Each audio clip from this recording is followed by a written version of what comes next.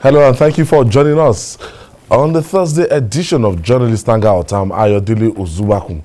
Today on the program, Nigerian governors reject putting the country on red list by UK, describe it as arbitrary stigmatization.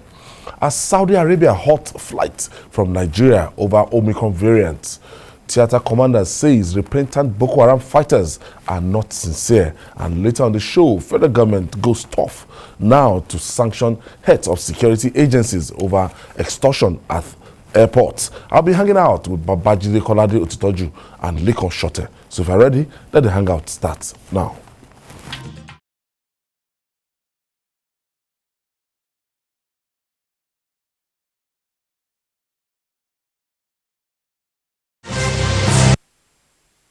Thank you for staying with us. Let's start on the celebratory notes by congratulating former interim chairman of the All Progressives Congress, APC, Bisi Akande, for the launch of his autobiography, that's My Participations.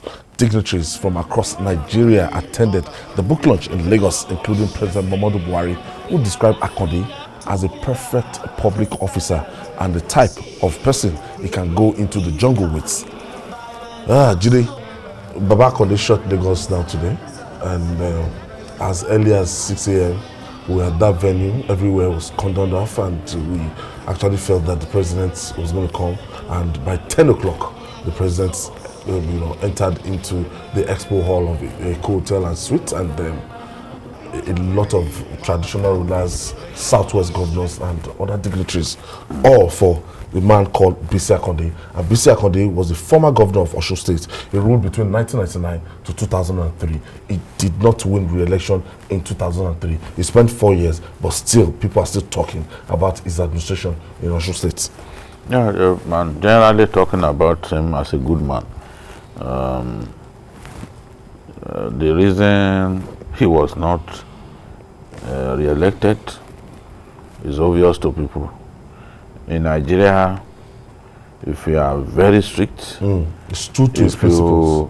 If you are the sort of person who does not believe in calling black white, politicians will not like you. Baba Akande was extremely frugal, and this kind of reputation he had built wasn't ready to play ball at all. He worked with Bola Ige and as his deputy. Yes, and he had been a man of integrity all his life, and it's reassuring that even at that age, he has remained as constant as the Northern Star.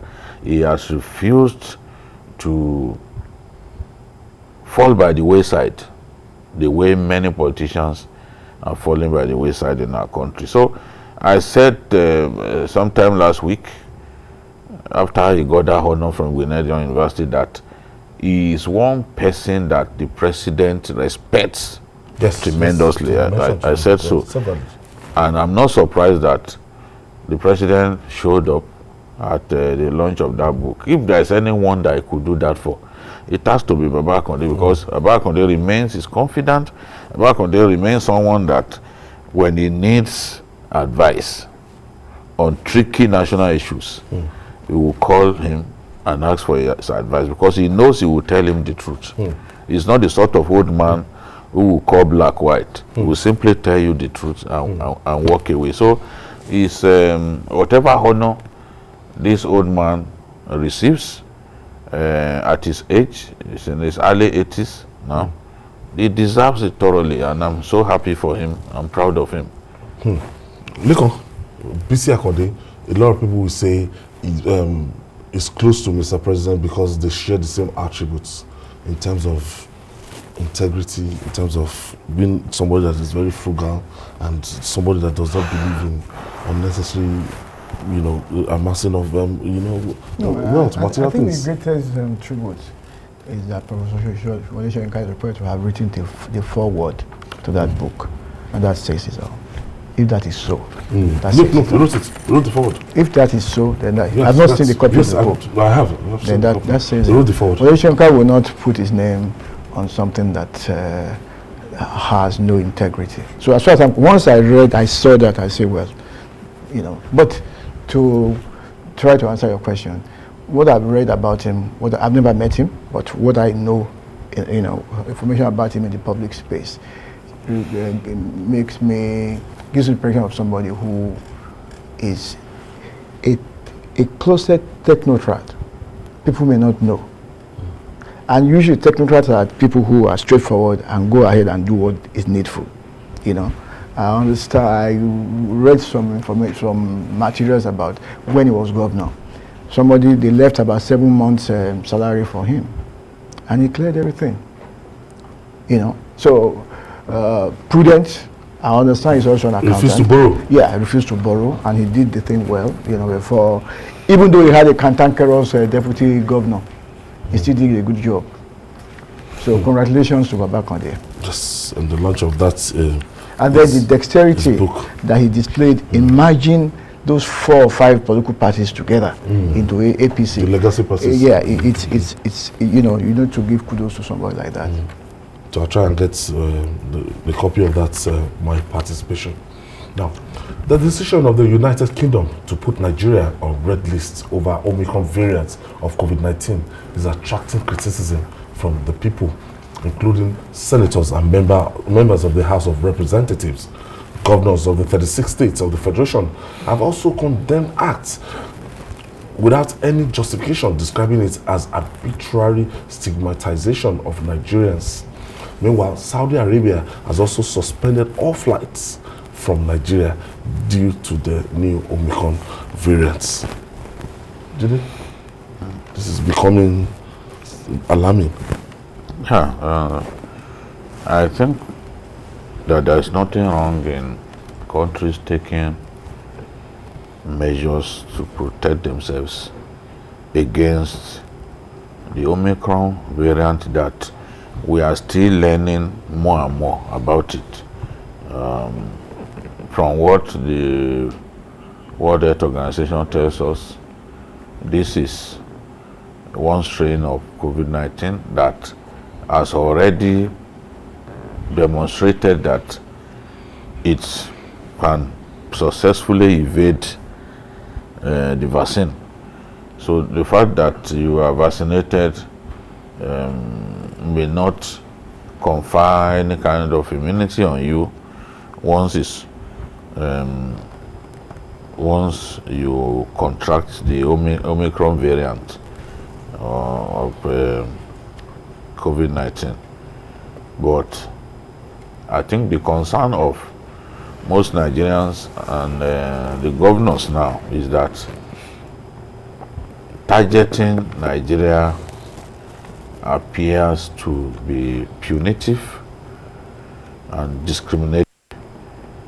It's now confirmed that Omicron is present in 57 countries of the world. So how many of such countries have these countries moved against? But everyone just thinks that, look, it's Nigeria that they've got to ban. Why, for example, would these countries ban Portugal? For example, because Portugal already had more than 70 cases at the time when Nigeria had just 3 cases. Portugal already had more than 70. So if we are seeing countries where this Omicron strain of COVID-19 is present, not being treated the way we are being treated now, then people will be worried. Countries reserve the right, as I said earlier, to put measures in place. But those measures have to be consistent. They have to be consistent. They don't have to be discriminatory or punitive in nature. If you allow some countries to come in, despite the fact that they too have even fact they have a good number of cases already established. Nigeria has people they wonder why are you treating Nigeria in this manner? Even at the time when we had just 2 cases, the UK took already this decision. Yeah. Whereas there are other countries with far more cases. So what is going on? A lot of these countries, they've come to the conclusion that in Nigeria, we have no control measures in place. They believe that whatever we do, corruption finds a way of getting involved and stopping us from even implementing to the letter our own safety protocols that we put in place. So, but what the Nigerian government needs to do is to reassure the rest of the world that, look, this thing is not as bad as it seems. We too, the moment we heard that this Omicron variant had begun to terrorize the world, Nigeria also came up with measures to ensure that, okay, those coming into our country, at least we protect ourselves against them. But everyone appears, look at the first set of countries that Canada, for example, decided to move against. Nigeria, Egypt, Malawi. You know, well, there are other countries with worse cases. You are not talking about those countries. It's just Nigeria that you think you have to know. As long as you do not apply the rule with even-handedness, people will believe that, look, you are being discriminatory, you are being unfair to us. And that's why I support the governors that, look, these countries need to treat Nigeria fairly. Now when you look at, so I said this during our last discussion, that if COVID-19 were to be something that emanated from Africa, I'm sure the world would have just looked for a way to build their borders and just Trump so that they understand that we won't have anything to do with the rest of the world. Right. Now, something that is not even ours, that was even, I'm sure the first case in South Africa, I'm sure that person might have brought it from that Holland or Portugal. Belgium, you know. Well, in an attempt to try and answer your questions, what I see is this, that just as Babajide has observed, and as yesterday, 57 countries have this thing. And you have not gone against all those 57 countries. Why the rush? Even Nigeria, that has a maximum of 6 for now, Britain already has 146. Okay. I mean, 568 already. We are even the ones that you say don't even come to our country. And then we have something that we can use. We have a weapon. The air traffic between Nigeria and UK, you know how much the airlines are making.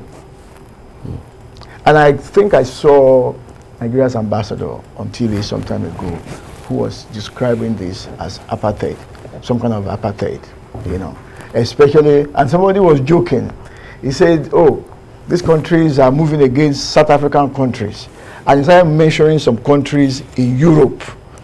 You know, I think he's just trying to, you know, be sarcastic.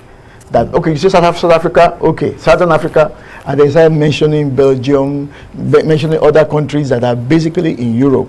Are those countries in South Africa? That tells you that there's something, but let me zero into Nigeria. I rather face Nigeria as Nigeria's own problem. Is this, just as, again, as Babajide has hinted. You see, I have a friend who lives in America. He came to Nigeria through Abuja. He's from Kwara State, and he never came to Lagos. The PCR, right? And that he got was fake. Somebody called him and said, he sent this a private information message on our class platform. He said somebody told him to come and pay. It was supposed to be 30-something thousand. Somebody asked him to come and pay 25. He said no. You rather do the correct thing. And it took him round. Eventually, after doing the right thing, it was discovered. They still gave him a fake. They gave him a fake something. Because yesterday, a colleague of ours, if I mention his name, you know, just coming back from UK, he told me that that's green, our green, this thing. But after taking your jab, Yes. he has taken first and second jab. By the time he got to the airport, The vaccine certificate? Yes, they scanned the barcode, and it was reflected just that he has taken one jab. Okay, the second jab did not reflect in it. He started making calls, started running helter-skelter before he was actually allowed to travel out. This, I'm just corroborating what you're saying to say that in terms of inefficiency, cutting corners, we too we have our own problem. Yes. Exactly. So Yes. we need to face it. Yes. Someone that has taken 2 vaccinations, This is and why the rest of the reflect world it. does not trust us. That's right. They do not trust us. Look, they will not treat Rwanda like this. Not because in Rwanda they have 2 heads. But Yes, they know that, integrity, yes, that when they want to enforce something, they enforce They go it all out to diligently. their yes. And I'm happy the way they do over there. Whether you are from the UK, or they don't even care about the color Where of your you're from. skin. They will apply the rule To the letter. so you know you are coming to their country. You do not determine even the hotel where you stay. They have designated hotels. And before now allowing you to move to even one of the your favorite hotels, they will have run their test and the result will have been out. So they know that you are clean. Even for their tourist sites, it's not all the tourist sites that people can visit now. There are designated tourist sites, and there are designated drivers that pick people from the airport. You are not going to choose for them. That way they are protecting themselves thoroughly. And at the same time, the international community will see them as people who are working hard to ensure that this COVID-19 does not have a free reign in their country. The message will be passed across. But if we continue along the path of cheating, people come into our country, it's easy for them to evade detection. They come in, they drop fake address, fake phone numbers. they drop fake phone numbers, They refuse to so go that you back for the cannot tests. trace them. They don't want to subject them to any form of test. It seems that in our country, the system is so bad that even foreigners coming in, they already understand that, look, in Nigeria, you can cut corners the way you like. Okay, I have my first caller. Ada is calling us from Jos. Yes, Ada, calling from Jos, Plateau State. Okay. Journalist Hangout. Ada, go ahead, Tell you please. something. Whether you say they are discriminatory, they are doing apartheid, you're on your own. As far as I'm concerned, I don't even believe that we have only 6 Omicron or whatever virus. So the problem is there's this trust deficit. That is just true. So what do? We should go back to the drawing board and find out why the countries are discriminating against. What of Saudi? And Saudi has placed us on the list. Why are they not writing about Saudi? There is so much insecurity on the land. Most of them have booked their tickets to go abroad and live us here. They will stay here with us. God bless you. Let's not give up on this country. Thank you for your contribution. Ada. It's already seeing this as, okay, it starts those governors like Right, that that they they will will not. sit down. There are other places that they can travel to. It's just Canada and London. Yes, and they can bypass even your country. They can decide to connect flight to UK. Yes. Through other countries. Cotonou, So from Ghana. don't imagine that they will stay here. They will not stay here. They will not stay here. These governors that you see, they are prepared to travel every minute if they get the opportunity every minute. So don't think that anything will make them sit with you here in Nigeria. No. Don't make yourself Some of them, happy they have by properties, thinking they that have they will families stay here. there. No, Yes. their children are over there. So- They will go and meet them. They will find a way. Either they travel through Ghana or through or somewhere else. All this while They will go Emirates there. wasn't running in Nigeria. Yes, It was people running are in the going to country. Ghana They to will go connect flights to connect Emirates. UAE. They won't suffer in any way. Oh, leave that one. So ultimately, when we are to look inward now, we are told to still observe the non-pharmaceutical protocols and everything, but nobody has told us about how deadly this Omicron I think, well, what variant is what WHO says is that what we are sure of is that we are not sure of anything. Somebody was saying that it's not as deadly as the Delta it's variant. What's the name of this CNN doctor? Sanjay Gupta. Yes, that is not as deadly as Delta variant. Delta variant. And that it may even knock off because it spreads faster than the Delta variant, and it's milder. It's a little more benign than Delta variants. But the point is this: to really look at the issue that we're talking about, is that I actually think that we Nigerians are good. The way our governors are howling, it just beats me. What you need to do is to come up with stout communications so that whoever is listening to you knows that you are going to, or you have taken precautionary steps to control the thing, and they ensure that anybody who is getting your PCR is getting, let it be transparent. That's all is needed. And we have checked the record, that okay, how many vaccines have we supplied to Nigeria so far? How many people so far? Right. How many people have been vaccinated? What's the percentage out of 200 million? And about 900 something, less than 1 million. They can't do 3% of their population. That's, we start getting things like this. Yes, because we have not even done enough to encourage our people to get vaccinated. We are not doing enough. Maybe before now, last year we were much more serious about this thing than we are doing now. But right now we are not pushing harder. Yes. We are not pushing harder enough, and to get people to get pay attention to it. Yes. Some states told civil servants from so time don't come to like Edo State raised it. It became so controversial. Federal government at a point in time gave December deadline for civil servants not to come to office. Really, how many units of vaccines have we got? If everybody even showed for interest, 200 million people. If everybody showed interest, and are we going to be able to vaccinate? That's the we problem. don't even have enough. We are relying largely on donor countries, to provide the vaccines. And people like we are supposed to deceiving us. We are supposed to leverage on the vaccine initiative. That's right. That government talked about earlier, so that we can produce the vaccines right here in our country. Okay, I have David is calling us from Ilori, Kwara State. Thank you for joining us, David. Yeah. Go ahead, please. Journalist Hangout. Yes, you're live. Yeah. Please, I've been listening to you for long. And what you are discussing is reality. But I don't know where we get here in Nigeria. Everything is just wrong. To get anything right is now impossible in Nigeria. A good example, look at it. We have 4 NNPC. No one can produce refined products. Omicron now, see how all over the world is treating Nigeria. I don't know how to get to this stage. Please, you have been talking many times. I will listen.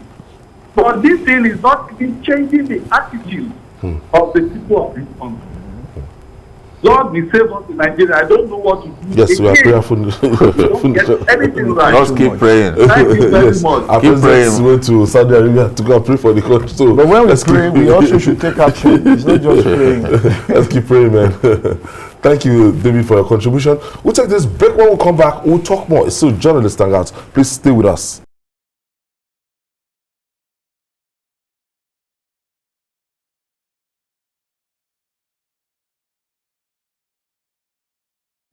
Welcome back. It's your favorite news and current affairs program on TV.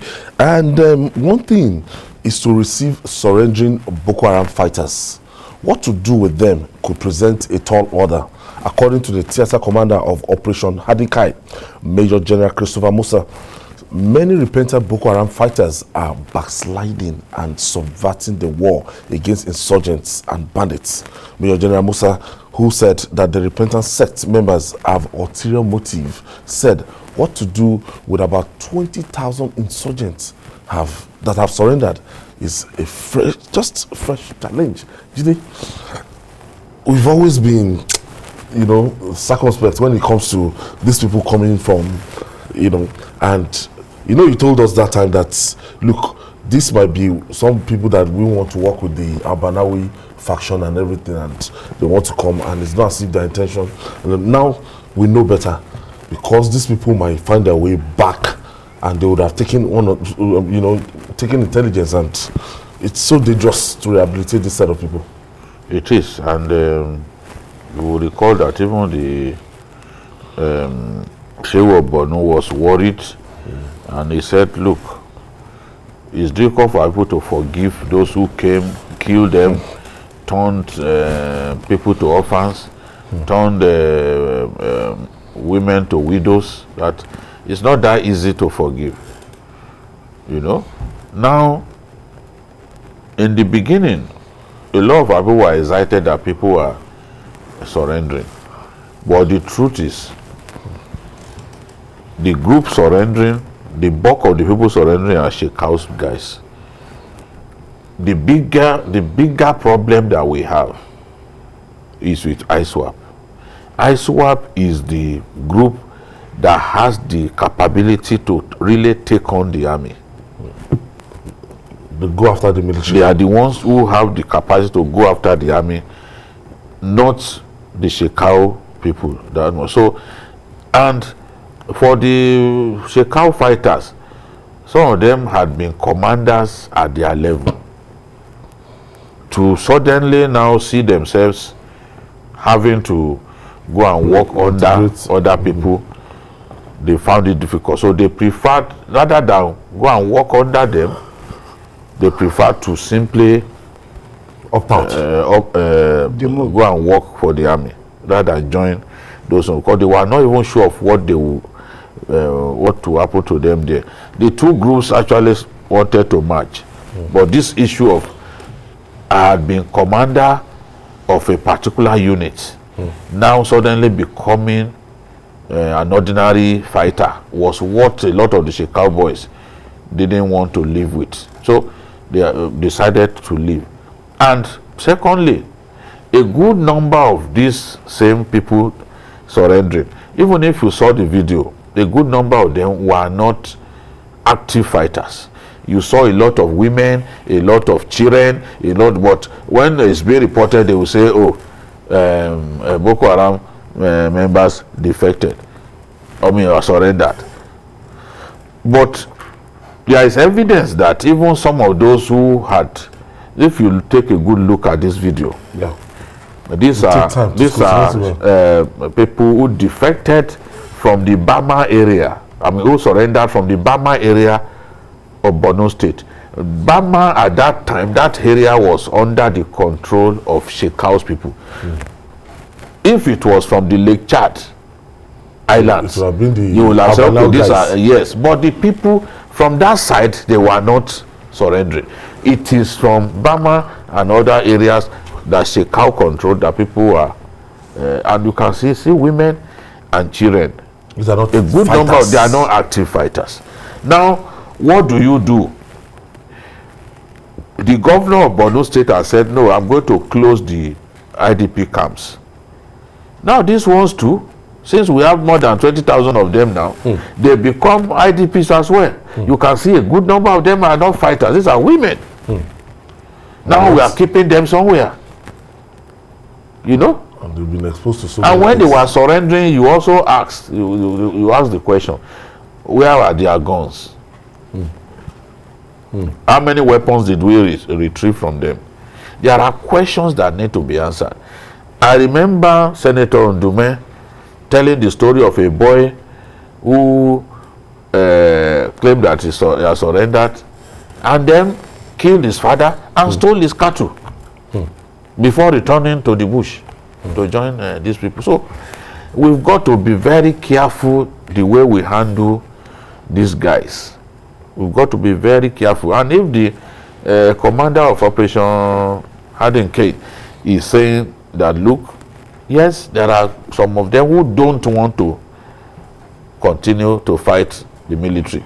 But there are others too who have ulterior motives. I agree absolutely. You can't have, within this group, there will be those who joined with the intention of spying on us. Yes.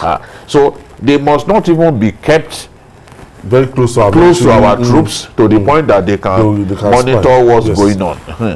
If we are coming, they are surrendering, it's a good thing. But they must not be positioned in the manner in which they will not have information about troops. We've seen Boko Haram people, even from the IDP camp, plotting to attack the army right from inside the IDP camps. And they've attacked even IDP camps before. So we've got to be very, very careful how we handle this matter. I know the SA Security, Borno State, is a retired general himself, is the one in charge of the rehabilitation of these people. I know that ultimately a good decision will be taken, you know, that will ensure that our troops are protected and that will ensure that even our citizens too are protected against bad people among these so-called surrendering Boko Haram fighters. And again, one issue that people have also complained about is the fact that we appear to be pampering enemies of the state, whereas their victims are left to suffer. Some of them die in pain and agony. So if you are giving them that much attention, how about the people that they have ruined their lives? Because some people even believe that these guys should be prosecuted. You know, they should be prosecuted all through and through. That they should stand trial and a definite punishment must be meted out on them for them to have even given a kind of helping hand to this terrorists. Yeah, what they have done is insurgency against the Nigerian state. You know, and you can't just do that. You know, insurgency. I mean, look at coup plotters. Even if they even mention your name, that you are part of a coup, you are probably dead. Yes. Do you understand? So these people took up arms against the state. And if you listen to Lai Mohammed, he says they have ideological commitment to what they are doing. You understand? Yes. So it's a very serious offense that they have committed. Yes, they can say that. Why are they even saying that they are surrendering? Is it because we have superior firepower, or because they are weaker? Some of them, I understand, some came to eat just because of food. Do you understand? Then, but again, how do we process them? What is our debriefing method? When they come in, how do we process? How do we determine this individual standing before me? You know, who is he? Information from him. Ask him about his profiling each of them, even the little kids. You remember that in the past, young girls will have bombs strapped on their bodies and will go to the marketplace and blow themselves and everybody up. So you can't say that it has to be a young man, a young adult, you understand, who is going to be a soldier. They can also use anybody, just as Abagide has hinted, that are you even sure that these little children, even that you are looking at, or these women, they are not compromised in one way or the other? And you also said, are you sure they are not coming back to spy and communicate information back to base? You know. Now, there's a dilemma. After you process them, those that you find to be worthy of taking to face a court of law, take them there. Let's prosecute them. Why would you prosecute people? It's a deterrence to others that if you do this, then you are asking, anytime you are caught, even if you say you surrender, you will still go through the process.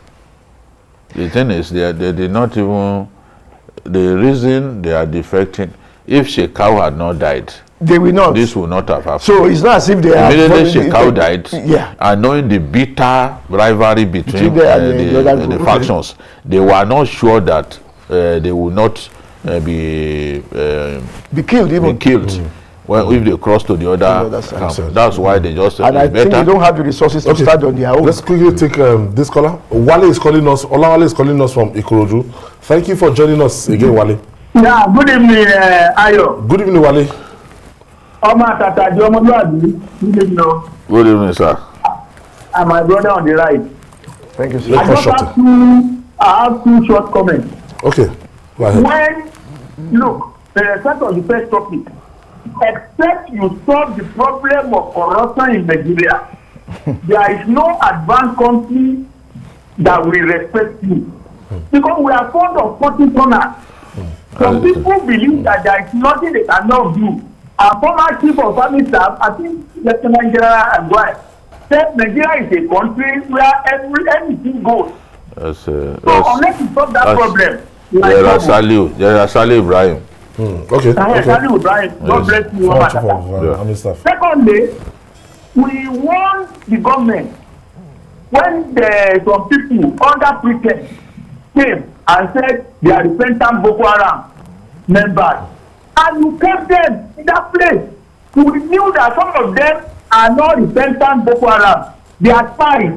They come to watch you and to study you so as to attack. And they are saboteurs. They are the ones giving ISWAP members vital information. That is why they ambush our troops every time. So the earlier we learn, the better.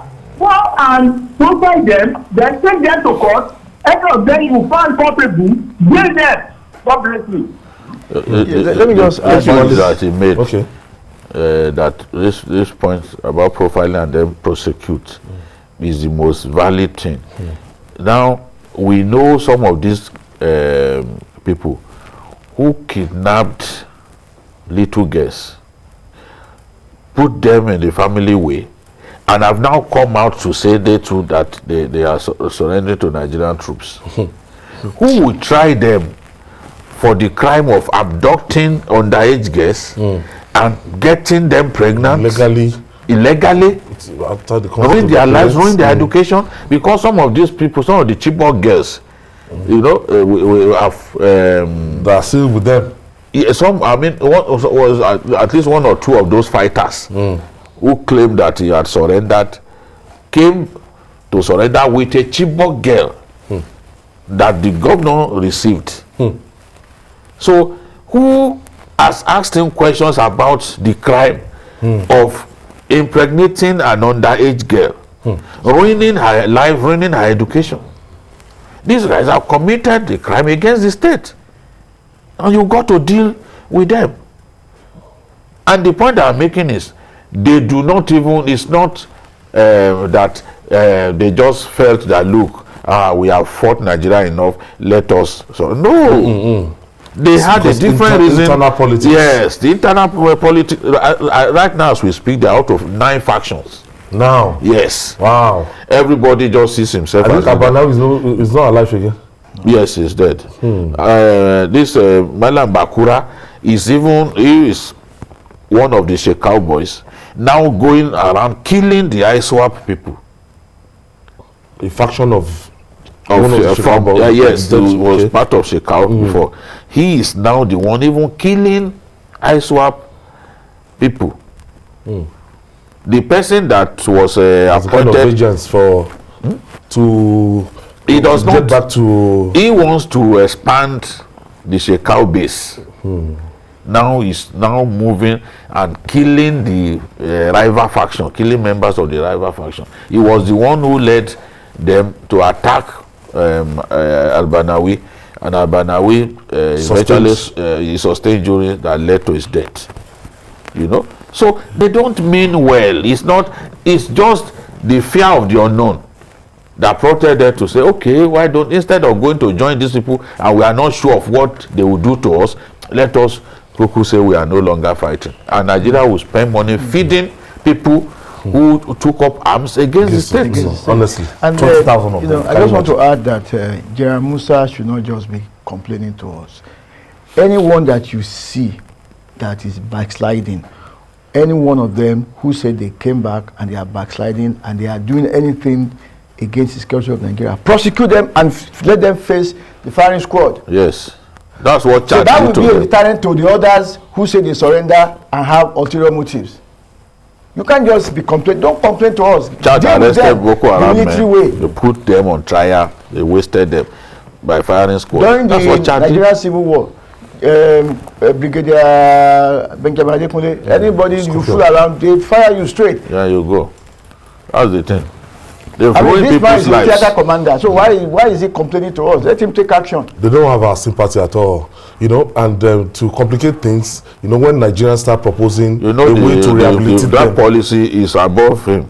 Yeah, I know. I'm so, just saying that. But I'm happy that he's letting us know that look, this is the problem.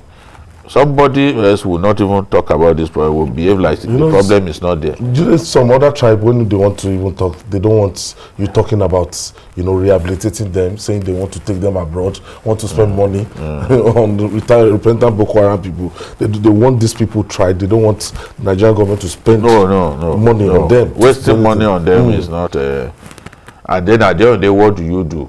Go back. Does the governor close IDP camps and then have us open another IDP camp for so-called repentant Boko Haram fighters? I don't trust them. It's just, if you release some of them to go into farming, you know, how are we sure they won't from there move back into the forest? And giving information to. It's a very complex situation that we are dealing with. Very complex. And finally, that most of our airports are becoming notorious for extortion and bribery is no longer news. According to the Federal Airport Authority of Nigeria, FAN, said about 6 members of its staff of various security agencies and organizations have been caught on camera extorting air travelers. Now, the federal government is talking tough about stemming the ugly trend and has threatened to sanction heads of military and paramilitary agencies at the Murtala Mohammed International Airport, Lagos, and others over extortion of air travelers. Let me start from you. Me, I don't know. I don't want to comment on this issue, but let me just ask the question. It's the same thread. What we're talking about Omicron is the same thing. It's just corruption. Let me give you a personal experience I had.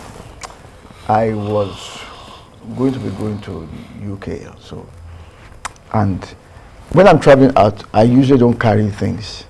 Maybe a bag, and it'll be very light, nothing, because where you're coming, you are not the typical Nigerian. Yeah, so at any point we like load. So I just carry a bag. Of course, it went through the equipment that checks, and the thing went out and there was nothing. The guys gave me my bag and I went through, and as I was walking into the final room where before you enter into the chute that takes you to the aircraft, place. That it's very cold though. No, the ice, the air, I was shivering. Okay. Yes. So I was the first person anyway, but eventually we became, So I saw a woman sleeping. Suddenly she said, "What are you doing? Where are you going?"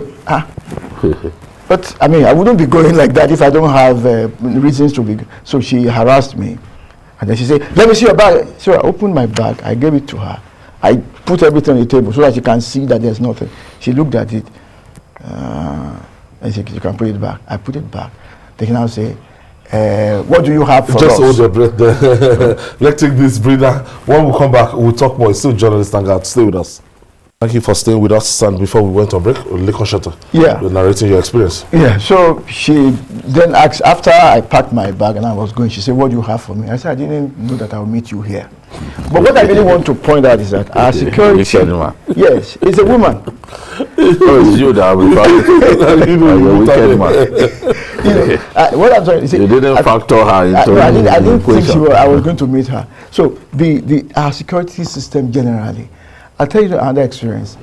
As you are driving from Penn Cinema to Agege, that Agumbe district, again over the railway line. When the railway is coming, it will stop you. So we stopped. I saw a yellow fever talking to somebody on the phone. Say, come and join us. No do. At the end of every day, you will go home with some 2,000-3,000 naira. Come and join. This is a very lucrative business, so come and join. He was saying that tells you that people even join security institutions in Nigeria not because they want to do the job. Money. Thank you. Wow. Because it has always been like that. When you get to foreign airport and they smile, they get your passport, get everything, they deal with you professionally and ask questions, and you go. Sometimes if they are happy to do the job, they are happy to do the job. But once you get into that Murtala Mohammed International Airport, one thing that even change that atmosphere. If you go to Togo, yes, Togo Airport, Togo, they have a new airport, Togo. If you go to Kotoka in Ghana, the ambience and everything. But these are Murtala Mohammed International Airport. Once you get there like this, hostile-looking, frustrated people just sit down. All their aim and objective is to make sure they frustrate you, and they want to extort you. You won't even see Morocco, Rabat. You won't see any security person. You won't see anybody. In Morocco, Casablanca. Yes, you won't see. You won't see. That's very close to Europe. I'm not even saying that's Africa now. No, it's Africa. We just have to clean up our nasty behavior. People, and we do this not just to Nigerians. We do it to foreigners. Especially foreigners. We do not discriminate. We expect no matter the color of your skin. Yes. You see a white man, you assume that this man is smelling dollars. So you want to extort money from him. We are now. I think there was a video that went viral that has pushed the authorities now to decide to descend heavily on these people. This thing will stop when we allow the heads of the buses to roll. Because the buses at the airport and other entry points into our country, they are the ones who post people to those places. Now, when you continue to make heads of the big people, your guys at the top, you allow their heads to roll. Yes. When you receive this kind of reports, it will percolate down to the most junior of all that this thing will not be tolerated. People, no matter what, no matter how poorly you are paid, you are supposed to remain on the job because you are happy to do the job. People can't, on account of earnings, what is not enough by their own estimation, then turn themselves to glorified beggars. If you know what they do to get these airport postings, because that's the juicy these agencies to get, especially MMA. You see, the thing, there is nowhere, you see, all over the world, there are professions that will not give you so much. You understand? So, you have come into that profession, you come into the profession because you believe that, look, this is a good job for you. You can't come and be complaining to people that, you are not getting paid good salary, therefore you need to assist me, you need to give me this. No. It's just terrible. And somehow Nigerians, foreigners have come to the conclusion that one negative thing that signposts our airports is this idea of begging by immigration officials. They've given Nigeria a bad name. It looks like it's late in the day. It looks like it's late in the day now that we are fighting this scourge. But it is not too late. And it's the first contact you have with the country. Yes. The impression that creates a long-lasting once you come into our country and they say, your people are here. Your boys are here. Yes. Your boys are here. Once you hear that, you know that they are telling you to give them something. And look, because this is a program that is watched all over the world. They're watching us. It's not everything that we can say, because we will also not want to embarrass our country. But we demand that those in authority descend heavily on this negative behavior of people at the entry points into our country, because it's giving us such a bad name. It has to stop, or even reduced to the barest minimum. There was a white woman that shot a video. I don't know, some years back.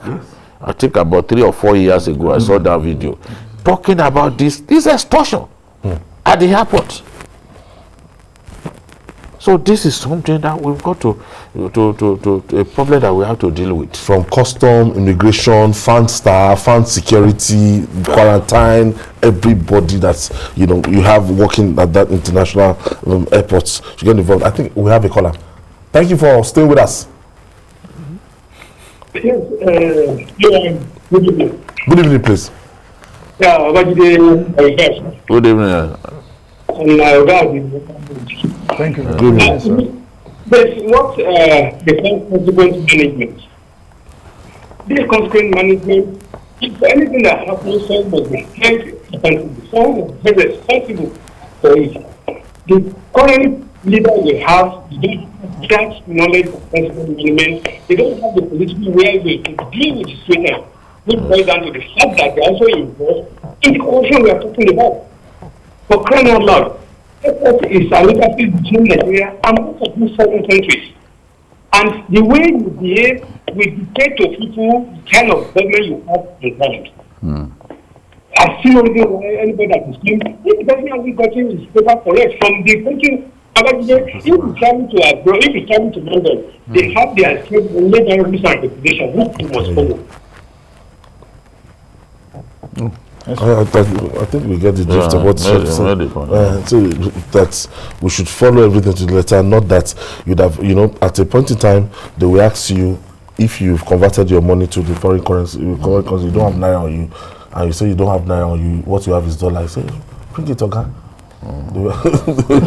They say that's better. That's better. Who does not know that? Oh, they want the green back. No, they want. So it's very, very important. Look, now I think it should not be at the airports alone. If you go to any civil service office and everything, you go to anywhere, it's still the same thing we still do. I think it's something that we need to change. Let me even also add. We have to go. Even the police, you go. No. When they are going that one we can do a whole program on that. We can do a whole program. I think why this one is so shameful is that is the entry point. And that's the first impression. Yes. It's not good. It's not good for our image. Look, Oshote, thank you so much for your contribution. And BKO, thank you for your contribution. Thanks. And that's our offering today. Join us tomorrow for another episode of the program. You can watch the repeat broadcast of this program tonight at 11. And don't forget to join us on Journalist Hangout on Sunday. This Sunday, 1:30 to 3:30 p.m. for Journalist Hangout on Sunday. We're on YouTube, youtube.com/TVC News Nigeria. I'm Ayodele Osubak. We'll see you on Sunday, and God bless Nigeria.